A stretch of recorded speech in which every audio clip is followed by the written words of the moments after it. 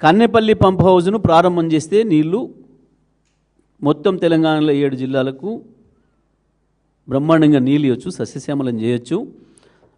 ఆ super El Niño ప్రమాదం నుంచి తెలంగాణ రైతాంగాన్ని రక్షించుకోవచ్చు. కేసీఆర్ గారు ఆ ప్రాజెక్ట్ కట్టిందే దీని కొరకు.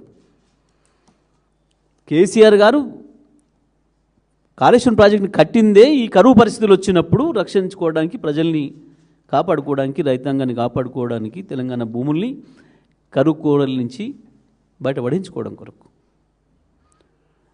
ఇవాళ దాని అవసరం తప్పకుండా ఉన్నది. ఇవాళ నిజామాబాద్ కావచ్చు, కరీంనగర్ కావచ్చు, వరంగల్ కావచ్చు, నల్గొండ కావచ్చు, మెదక్ కావచ్చు, గతంలో ఎన్నడూ చుక్కను ఇది చూడని ప్రాంతాలు. మెదక్ జిల్లా కావచ్చు, నల్గొండ జిల్లాలోని ఆలేరు, భువనగిరిలు, సూర్యాపేట, తుంగతుర్తి, కోదాడ నియోజకవర్గాలు కావచ్చు, కరీంనగర్లో కూడా అనేక ప్రాంతాలు.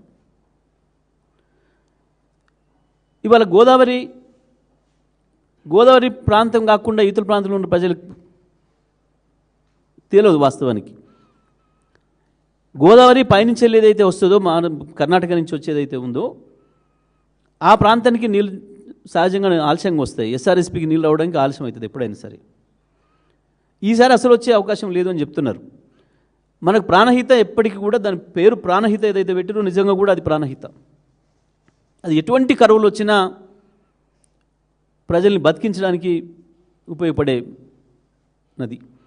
అది వచ్చి కలిసిన తర్వాతనే గోదావరిలో నీళ్లు ఉంటాయి. అది వచ్చి కలిసే చోటనే కేసీఆర్ గారు ఒక స్ట్రాటజీ ప్రకారం, ఒక పథకం ప్రకారమే, ఒక విజన్ ప్రకారమే అక్కడ అది ప్రారంభం చేసిండ్రు. సరే, దీని మీద ఎందుకు